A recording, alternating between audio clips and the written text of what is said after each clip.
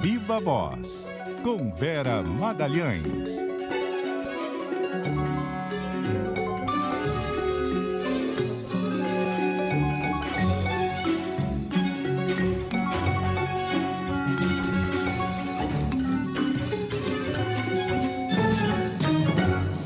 Vera.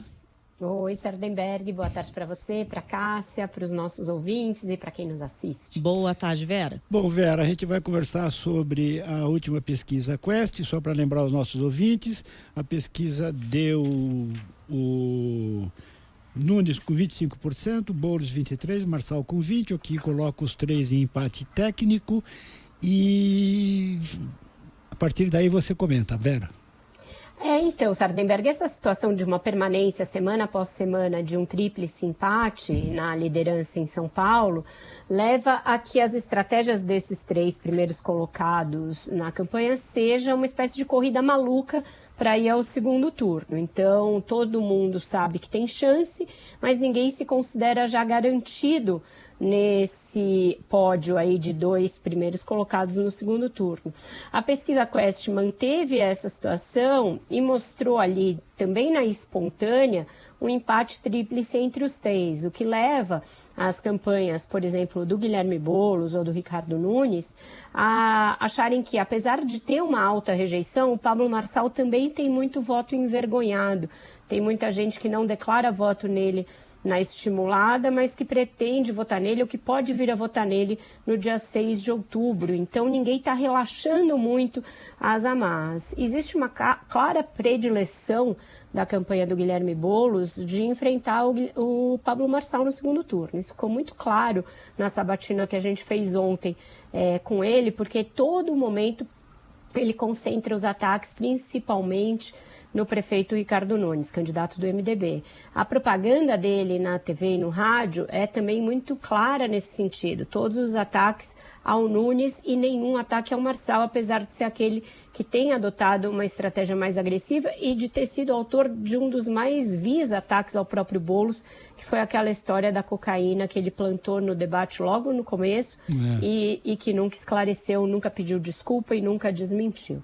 Mas o Boulos, ali com base nas pesquisas que mostram que ele teria uma pequena vantagem em relação ao Pablo Marçal, dentro da margem de erro só, está apostando muito nessa estratégia, coisa que alguns, inclusive ministros e aliados do presidente Lula, acham temerário, porque sabem que o Marçal, uma vez ganhando, será candidato à presidência da República e que aí se está ali apostando o futuro não só de São Paulo, mas de todo o país, mas isso é papo para uma outra conversa. Então, a estratégia do Boulos, principalmente, é forçar na rejeição ao Nunes e tentar ir contra o Marçal no segundo turno. Já o Pablo Marçal sabe que só tem chance de ir ao segundo turno se tirar o prefeito também dessa vaga, porque ele está disputando uma vaga à direita e sabe mais ou menos que o Boulos está já garantido no segundo turno. Então veja que ele tem poupado, ultimamente ele fica com aquela história de Boulos, mas poupado os principais ataques, que era o que ele fazia no começo, para se mostrar o mais antipetista de todos. Então ele tinha que criar no imaginário do eleitor de direita essa ideia de que ele era mais firme contra o que ele chama de comunismo do que o Nunes, mas agora está batendo mais no Nunes, falando que é banana, que não fez nada em 3 anos, que usa dinheiro público, batendo muito nessa tecla de que é quem mais usa dinheiro público na campanha, está gastando seus impostos para fazer campanha. Então, ele está agora numa cruzada contra o Nunes, nessa expectativa de ficar com esse voto bolsonarista, retomar uma parcela do que ele perdeu nas últimas semanas nesse eleitor e ir ao segundo turno. Então, tanto que a agressão, tanto no início do debate, que foi voltada para o Nunes, quanto no final, que teve ali o marqueteiro do Nunes como alvo, e a expulsão dele do debate foi por um ataque ao Nunes, mostram esse foco muito colocado no prefeito. E aí, diga. Não, então você exclui a possibilidade de um segundo turno só da direita. Excluo. E todo mundo exclui. Todas as campanhas excluem. A própria campanha do Ricardo Nunes e o próprio Palácio dos Bandeirantes não vem. Teve uma pesquisa uma pesquisa Quest há 2 semanas atrás, que chegou a mostrar os dois na frente, mas ninguém acredita nisso. O Boulos, inclusive, está recuperando o voto lulista. Ele tinha algo como 41% desse voto, e a última pesquisa Quest já mostra que ele está capturando em termos de 54% o eleitor do Lula. Ele também cresceu entre os mais pobres, cresceu no eleitor tradicional do PT, então essa vaga meio que todo mundo acredita que já está assegurada para a esquerda, uma das vagas. E aí, o próprio Nunes forçando aquela estratégia de falar em voto útil desde já, que ele é quem vence com grande folga o Guilherme Boulos num segundo turno, forçando a aposta nisso.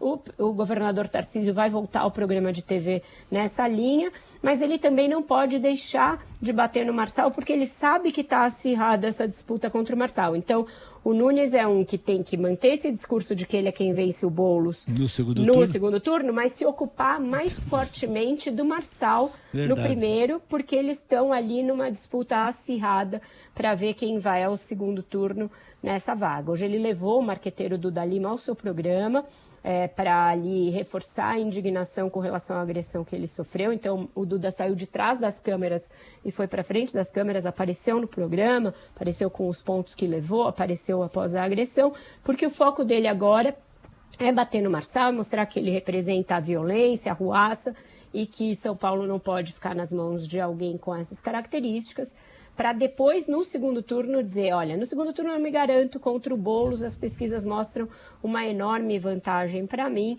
mas agora eu preciso ir ao segundo turno e esse cara não tem condições de ir ao segundo turno. Então, todo o discurso vai ser assim até lá, mas eles preocupados com essa ideia de que ainda existe um voto muito envergonhado no Pablo Marçal. Hoje eu fiz uma coluna falando sobre a responsabilidade de parte da elite em escolher alguém que claramente está rebaixando as regras do debate. Recebi muitas e muitas mensagens de pessoas do mercado financeiro, de empresários, como eu não recebia muitas colunas, então o meu Data Vera mostrou que em algum ponto nevrálgico eu toquei ali, porque muita gente falando, olha, parabéns pela coluna, obrigada pela coluna, porque eu tenho visto muito isso entre empresários, banqueiros e pessoal da Faria Lima, etc. Então ninguém acha que o Marçal é uma carta fora do baralho, acham que ele ainda está no jogo, como mostra o tríplice empate, e que tem ainda muito voto envergonhado nele. Mas esses que te escreveram a pesquisa aí do Data Vera, pessoal achando que não é endossando o Marçal, não, né? Não, achando que foi bom eu ter tocado nisso, do fato da elite flertar perigosamente com alguém que está aí desafiando as regras do jogo, tendo uma atitude antirrepublicana, uma atitude que corrói a democracia por dentro, porque eles sentem isso em parte do empresariado. Aquele antipetismo leva a uma adesão a alguém que tem um compromisso que, na verdade, não é antipetista, é antissistema e antidemocrático. É antissistema, antidemocrático, é isso mesmo. E focada apenas nos próprios interesses, como a Vera escreveu muito bem aqui na coluna dela. Quem não leu ainda, está lá na página inicial do Globo.com. Vera Magalhães, muitíssimo obrigado, Vera, e até amanhã e até logo mais no Viva Voz dentro do Ponto Final. Obrigado, Vera. Até logo mais, bom evento para você amanhã, estou curiosíssima para saber. Vai ser um ótimo debate. Vai ser legal. E até amanhã. Até amanhã, Vera. Gostei